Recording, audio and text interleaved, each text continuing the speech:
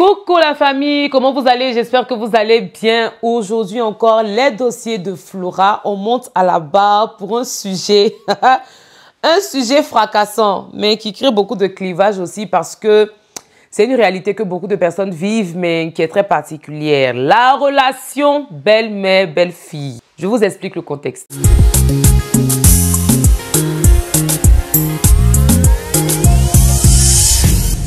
Alors, vous savez, dans mes stories, j'expliquais une fois que la maman de Fabrice était venue me rendre visite et j'ai une relation vraiment comme ça avec elle. Là, c'est limite ma maman. Vous voyez, c'est comme ma deuxième maman là. Donc, j'expliquais qu'elle était venue me rendre visite et quand elle arrive, c'est Flora ne fait plus rien. Elle fait tout dans la maison. Tu te réveilles le matin, la nourriture est dans ton visage, comme ça on dit viens manger. Le matin, tu te réveilles, tes enfants sont déjà lavés, tout est correct.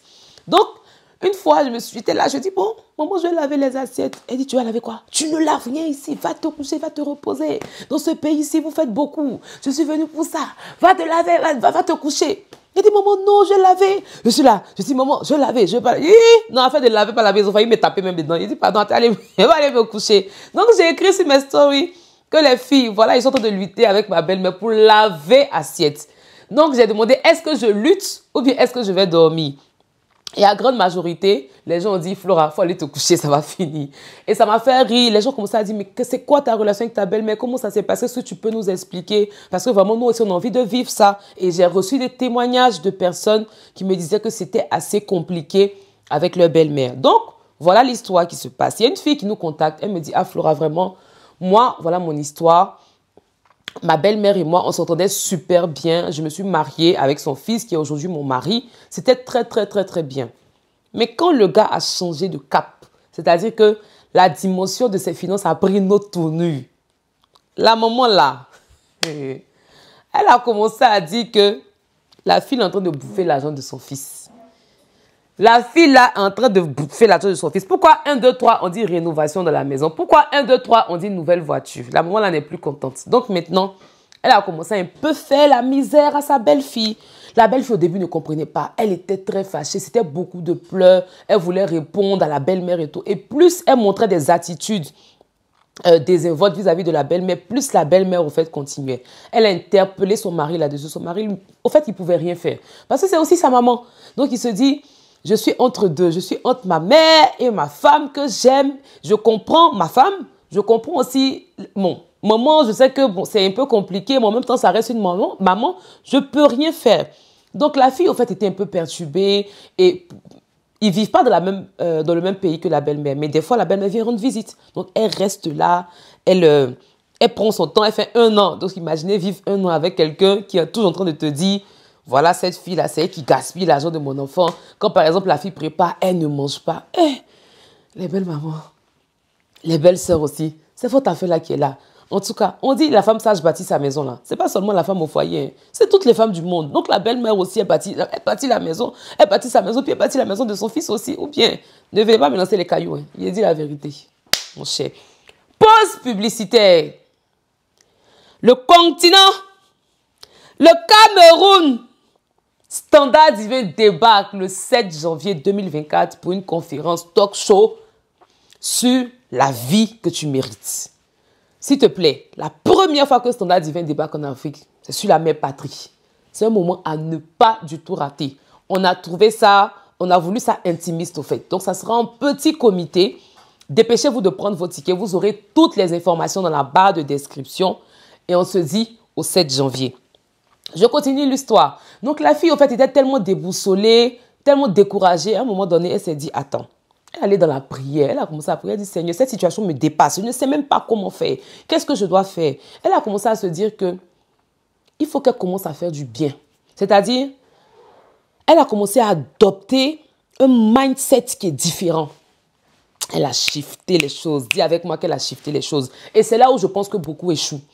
Je n'ai pas dit que ce n'est pas facile. Je n'ai pas dit que ce n'est pas difficile. C'est très difficile de rester dans ce genre d'atmosphère qui n'est pas du tout agréable. Surtout quand tu dois faire beaucoup de choses. Tu es avec ton mari, c'est très, et même les enfants, c'est très compliqué.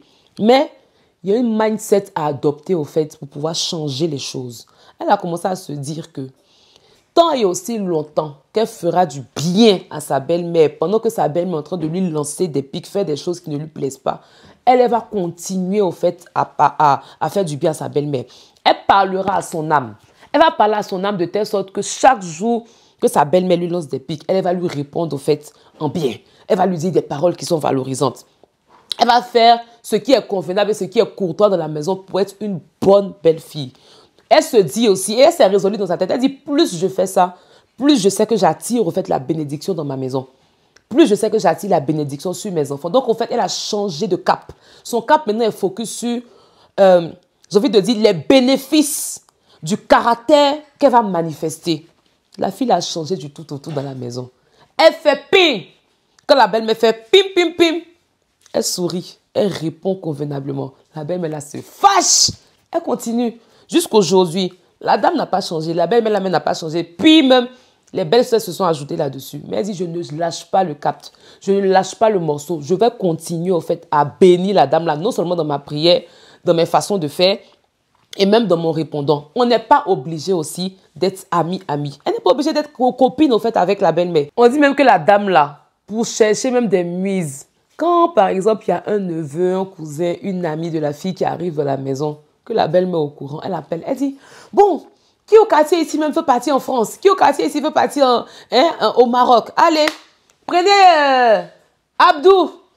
Allez, toi aussi, va en France. Elle dit, ah, ok, il n'y a pas de souci, on va accueillir Abdou. Donc la belle-fille se mindset, elle dit, on va accueillir Abdou. Elle fait tout pour Abdou. Vraiment, elle ne répond pas au pic de la belle-maman. C'est le lieu aussi de parler aux hommes.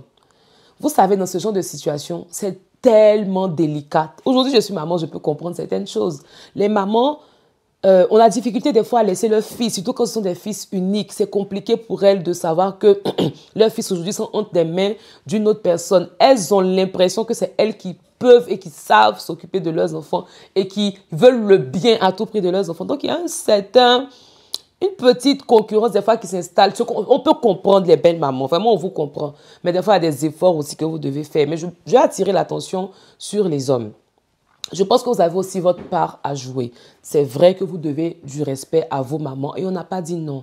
Mais je pense aussi que c'est le lieu de communiquer avec maman et lui dire que votre femme n'est pas ce qu'elle pense. Votre femme n'est pas une vipère, votre femme n'est pas une sorcière, votre femme n'est pas un puits financier qui va venir au fait prendre tout l'argent et puis déposer dans sa famille. Non, c'est le lieu de pouvoir pas faire bloc, mais même si votre maman ne raisonne pas, ne comprend pas ce que vous êtes en train de dire, il y a des façons de pouvoir agir dans la maison de sorte à ce que il y ait comme une sorte d'équilibre.